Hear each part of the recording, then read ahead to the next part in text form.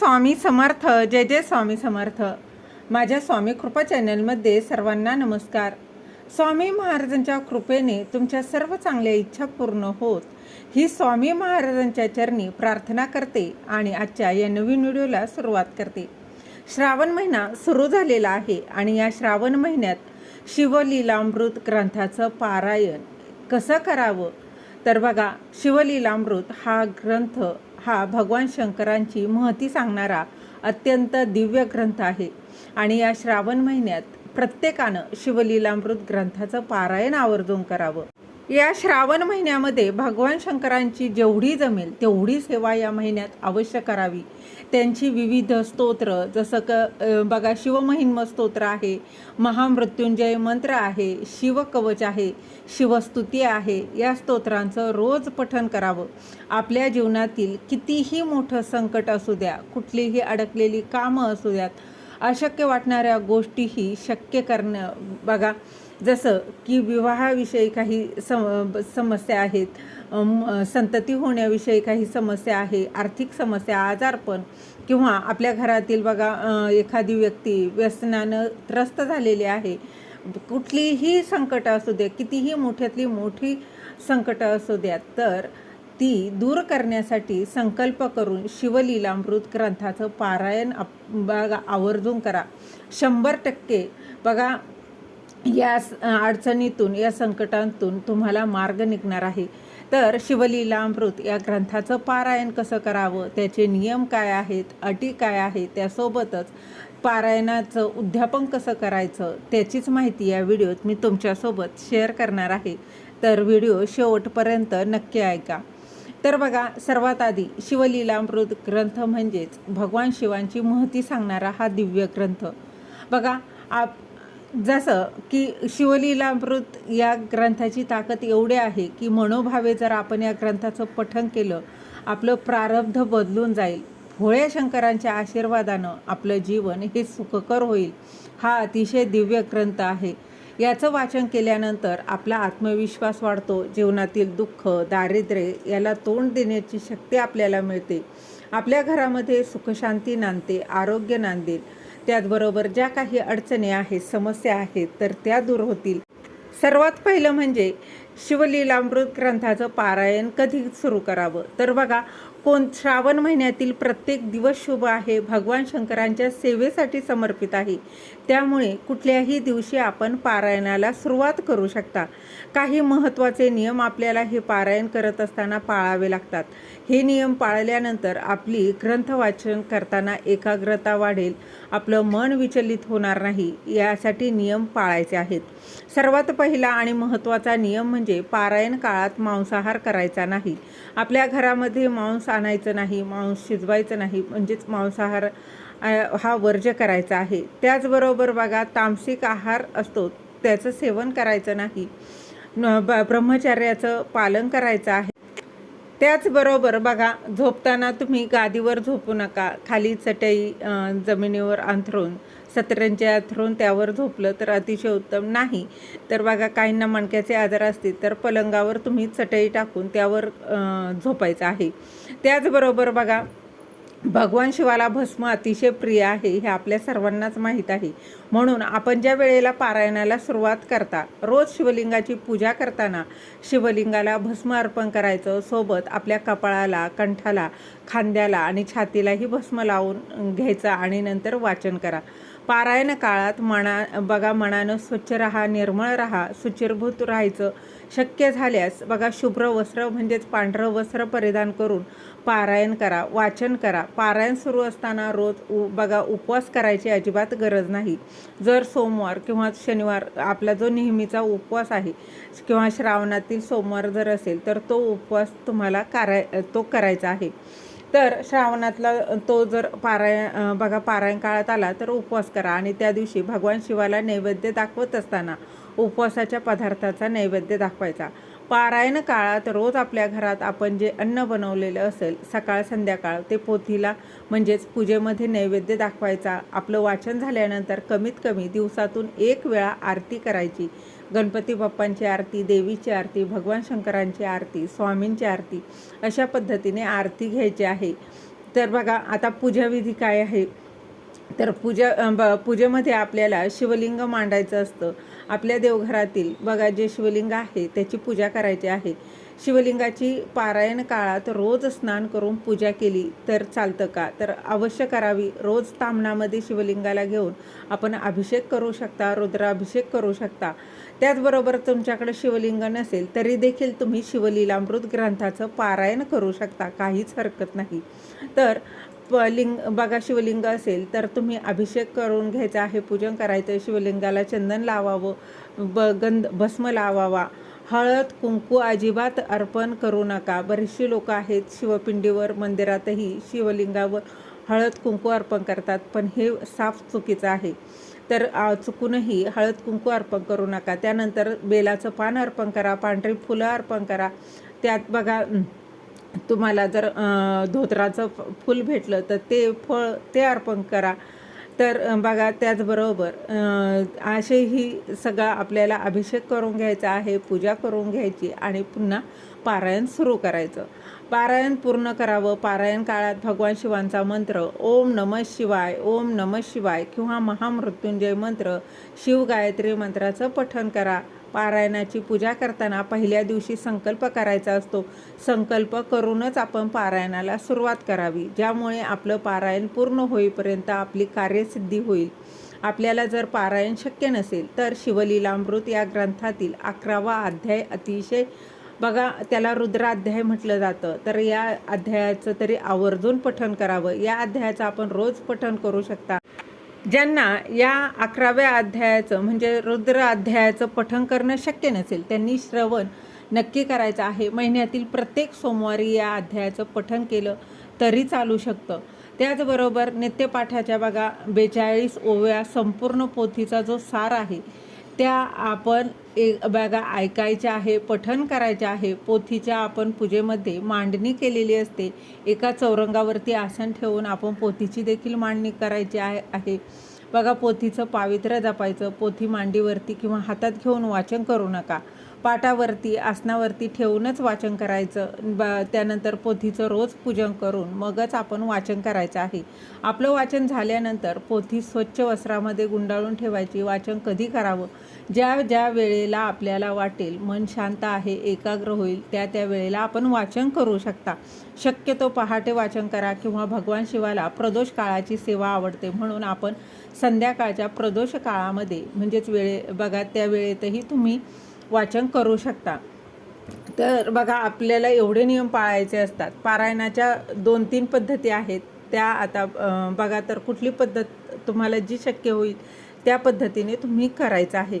पहिली पद्धत आहे ते म्हणजे साप्ताहिक पारायण. बघा म्हणजे 7 दिवसाचं पारायण जे आहे ते आपल्याला करायचं आहे. आता ह्या ग्रंथामध्ये एकूण 15 अध्याय आहेत. काही ग्रंथांमध्ये 14ही असतील. तर बघा 15 अध्याय आहेत, पण असं म्हटलं जातं की फक्त 14 अध्याय पठण करायचे असतात, 15वा अध्याय पठण करायचा नसतो. आता बघा जशी ज्याची भावना आहे त्या पद्धतीने. तर प्रत्येकी रोज 2 अध्याय म्हणजेच बघा तुमचे 14 अध्याय हे 7 दिवसात तुमचं वाचन होणार आहे. 2-2 प्रमाणे अध्याय वाचायचे आहे आणि शेवटच्या 7व्या दिवशी शेवटचे बघा काही ते अध्याय आहेत ते वाचायचे आहेत आणि त्याच्या 7व्या दिवशी किंवा त्याच्या दुसऱ्या दिवशी उद्यापन करायचं आहे. दुसरी पद्धत म्हणजे 15 दिवसामध्ये पारायण पूर्ण करायचं. म्हणजेच काय रोज एक अध्याय जरी तुम्ही पठण केला आणि तरीही चालणार आहे आणि त्यानंतर दुसऱ्या दिवशी त्याचं उद्यापन केलं तरीही चालेल. तिसरी पद्धत जी आहे ते म्हणजे एकदिवसीय पारायण. तर बघा एका दिवसामध्ये तुम्हाला सगळं पठण जेवढे अध्याय आहेत 1 ते 14 अध्याय तुम्हाला पठण करायचे आहे एका बैठकीत. बघा म्हणजे थांबून दिवसभरामध्ये हे पूर्ण करायचं आणि दुसऱ्या दिवशी उद्यापन करायचं. उद्यापन करताना उद्यापन जर सोमवारी आलं तर सोमवारी उपवासाच्या पदार्थांचा नैवेद्य दाखवायचा. यापैकी आपल्याला जी पद्धत आवडेल जसं जमेल त्या पद्धतीने पारायण करायचं आहे. बघा साप्ताहिक केलं तर अतिशय उत्तम. नाही तर बघा जसं तुम्हाला शक्य आहे 1 दिवसीय तर तुम्ही 1 दिवसीय पारायण श्रावण महिन्यात नक्कीच करू शकता. आपण बघा पारायणाची म्हणजे शिवलीलामृत पारायणाची पूजा मांडणी कशी करायची. आधी सांगितल्याप्रमाणे कोणत्याही दिवशी तुम्ही पारायणाला सुरुवात करू शकता. ज्या दिवशी तुम्ही पारायण करणार आहात त्या दिवशी सकाळी लवकर उठायचं, स्नान करायचं, शुभ्र वस्त्र परिधान करा. त्यातल्या त्यात पांढरं वस्त्र परिधान केलं तर अतिशय उत्तम. आपल्या घरामध्ये सर्वत्र गोमूत्र शिंपडून घ्या. पूजेची मांडणी ज्या जागेवरती करायची असेल देवघराजवळ त्या ठिकाणी देखील गोमूत्र शिंपडावं. त्यानंतर चौरंग घ्या. एका चौरंगावरती पूजा मांडणी करायची आणि दुसरा जो चौरंग असतो तो समोर ठेवायचा. त्यावरती आपल्या ग्रंथाला आसन देणार आहोत.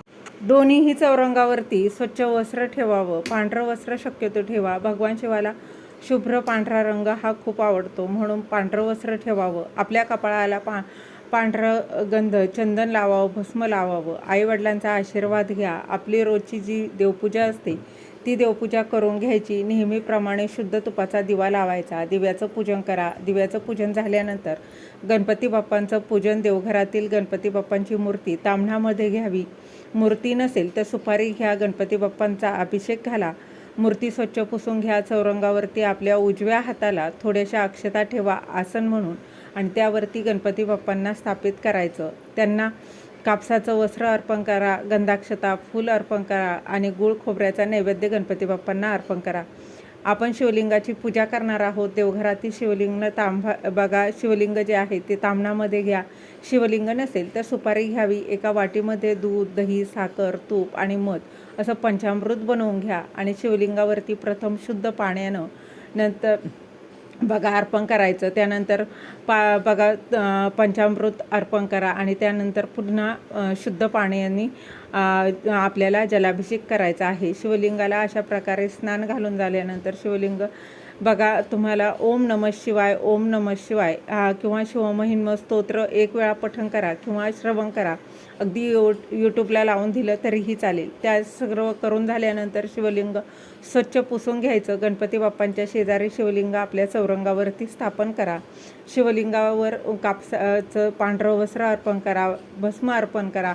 पांढरी फुलं अर्पण करा. बेलाचं पान आवर्जून अर्पण करा. बेलाचं पान अर्पण करत असताना उलटं अर्पण करावं. त्याचा देठ शिवलिंगाकडे आणि टोक आपल्याकडे आणि पानाच्या ज्या शिरा असतात त्या वरच्या बाजूने आल्या पाहिजेत असं पालथं अर्पण करायचं. अशा पद्धतीने बेलपार अर्पण करावं. यानंतर आपण ग्रंथाचं पूजन करणार आहोत. बघा तर काय करायचं आहे, आपल्या पहिल्या चौरंगाच्या समोर म्हणजेच दुसऱ्या चौरंगावरती हा ग्रंथ ठेवायचा. त्यावरती बघा देखील पांढरं वस्त्र अर्पण करायचं. त्यावरती अक्षता ठेवायच्या आसन म्हणून आणि त्यावरती शिवलीलामृत ग्रंथ ठेवायचा. त्यानंतर बघा त्याला भस्म अर्पण करायचं आहे. नंतर फुलं वाहायची आहे. त्याची पूजा करून घ्या. ग्रंथाचं वाचन करताना या आसनावरती ठेवूनच वाचन करा. ग्रंथाचं पावित्र्य जपायचा जास्तीत जास्त प्रयत्न करा. वाचन झाल्यानंतर स्वच्छ वस्त्रामध्ये पोथी पुन्हा गुंडाळून ठेवायची. ग्रंथ मांडीवर किंवा हातात घेऊन वाचन करू नका. यानंतर आपण करणार आहोत संकल्प. संकल्प खूप महत्त्वाचा आहे. ज्या मनोकामनेसाठी किंवा ज्या कार्यसिद्धीसाठी आपण हे पारायण करणार असाल ते शीघ्र म्हणजेच लवकर होण्यासाठी आपल्या उजव्या हातामध्ये 2 पळी पाणी घ्यायचं. हळद, कुंकू, अक्षता, फूल घ्यायचं आणि भगवान शिवांचं स्मरण करून तुम्हाला तुमची जी काही बघा त्याच्यासाठी तुम्ही पारायण करताय तेच त्याच्यासाठी संकल्प करायचा. संकल्प कसा करावा याचा व्हिडिओ आपल्या चॅनलवर आहे, तुम्ही तो पाहू शकता. त्याप्रमाणे तुम्हाला संकल्प करायचा आहे. हे सर्व करत असताना आपला दिवा हा बघा अखंडित म्हणजे अखंड दिवा प्रज्वलित करायचा आहे. हा अखंड दिवा पारायण काळात विझणार नाही याची काळजी घ्या. आणि जर चुकून बघा दिवा विझलास तर कुठलीही भीती मनात आणू नका. पुन्हा दिवा आपल्याला प्रज्वलित करायचा आहे. भगवान शिवांची क्षमा मागायची आणि पुन्हा दिवा प्रज्वलित करायचा. तर पहिल्या दिवशीच फक्त आपल्याला संकल्प करायचा असतो. नंतर तुम्हाला फक्त पोथीचं जी पोथी आहे त्या पोथीचं ग्रंथाचं वाचन करायचं आहे. त्यानंतर रोज समजा तुम्ही रोज 2-2 अध्याय वाचन करणार असाल किंवा बघा एका दिवसाचा असेल तर संपूर्ण ग्रंथ वाचन झाल्यानंतर तुम्ही जो घरात काही नैवेद्य बनवलं, जेवण बनवलं तर नैवेद्य दाखवायचं आहे. सकाळ संध्याकाळ नैवेद्य दाखवायचा. आपल्या घरात आपण जे बनवाल त्याचा नैवेद्य दाखवा. उपवास असेल तर जे कुठले पदार्थ असतील नाही तर दूध साखरेचा नैवेद्य दाखवला तरीही चालतो. आपलं वाचन झाल्यानंतर दिवसातून कमीत कमी 1 वेळा आरती अवश्य करावी. गणपती बाप्पांची, देवीची, भगवान शंकरांची आरती घ्या. अशा पद्धतीने आरती करायची आहे. बघा अगदी मनातल्या मनात पण नाही, जरा मोठ्याने आरती जी आहे ती तुम्हाला म्हणायची आहे. तर अशा पद्धतीने वाचन करून झाल्यानंतर तुम्हाला बघा शेवटच्या दिवशी उद्यापन म्हणजे समाप्ती करायची असते. तर समाप्ती उद्यापनाच्या दिवशी काय करायचं, तर उद्यापनाच्या दिवशी आपल्याला महानैवेद्य करायचा असतो. समजा त्या दिवशी जर उपवास आला, तर समजा श्रावणी सोमवार आला तर उपवासाच्या पदार्थाचा नैवेद्य दाखवायचा, आणि जर इतर दिवशी कुठला वार आला तर आपल्याला महानैवेद्यामध्ये भगवान शिवांचा आवडता पदार्थ म्हणजे खीर करावी. कारण भगवान शिवांना पांढरे पदार्थ आवडतात, म्हणून दुधाचे पदार्थ जसं की श्रीखंड आहे, खीर आहे. तर बघा अशा पद्धतीने तुम्हाला जे शक्य होईल ते पदार्थ बनवायचे आहे, पण किमान गोड एक तरी नैवेद्य आवर्जून करावा. आणि त्यानंतर गाईला कुत्र्याला घास द्यावा. आपल्या दारावरती एखादा बघा कोणी भिकारी आलं तर त्याला देखील अन्नदान करायचं आहे. आपल्या आजूबाजूला कोणी असतील किंवा आपले मित्र मैत्रिणी असतील, नातेवाईक असतील, तर त्यांनाही तुम्ही जेवू घालू शकता. त्यांनाही प्रसाद तुम्हाला देऊ शकता. आपण शिवाला जो घरात नैवेद्य दाखवतो, भगवान शंकरांना तो नैवेद्य घरातच ग्रहण करा. प्रसाद म्हणून या दिवशी संध्याकाळी आपल्या जवळपास कुठेही भगवान शंकरांचं मंदिर असेल तर त्या ठिकाणी जा. शिवलिंगावरती एक कलशभर पाणी व्हायचं. त्यांना बघा अर्पण करत असताना ओम नमः शिवाय मंत्राचं पठण करा, अभिषेक करा, शिवलिंगावरती पांढरी फुलं अर्पण करा, बेलपत्र अर्पण करा. आणि तिथे जे ब्राह्मण असतात, पुजारी काका असतात, त्यांना यथाशक्ती त्या दिवशी दान करा. दानदक्षिणा द्या, तांदूळ दान करा. त्याचबरोबर तुम्ही पांढरं वस्त्र देखील दान करू शकता. हे बघा अशा पद्धतीने या दिवशी आवर्जून दान देखील करायचं आहे. दानाला देखील खूप महत्त्व आहे. त्यानंतर उद्यापनाची ही जी पूजा आहे ती तशीच ठेवायची, आणि दुसऱ्या दिवशी तुम्हाला पूजेवरती पांढरी फुलं अर्पण करायची. आणि पूजेचे जे बघा अर्पण केलेली बघा फुलं अर्पण करून झाल्यानंतर भगवान शिवांची प्रार्थना करायची की पारायणाच्या विधीमध्ये चुकून जर माझ्याकडून काही राहून गेलं असेल, काही चुकलं मुकलं असेल, तर क्षमा याचना मागायची. आणि नंतरच तुम्हाला ग्रंथ जो आहे तो हलवायचा आहे. त्याचबरोबर बघा आपण 7 दिवस जी काही पूजा करतो, तर त्या पूजेमध्ये आपण फुलं वाहत असतो, पानं वाहत असतो, तर ते तसेच साठवून आपल्याला ते निर्माल्यात टाकायचे आहे किंवा एखाद्या झाडाखाली तुम्ही विसर्जन करू शकता. अशा पद्धतीने श्रावण महिन्यात एकदा तरी शिवलीलामृत ग्रंथाचं पारायण अगदी मनोभावे श्रद्धेनं करा. 100% भगवान शंकरांची कृपा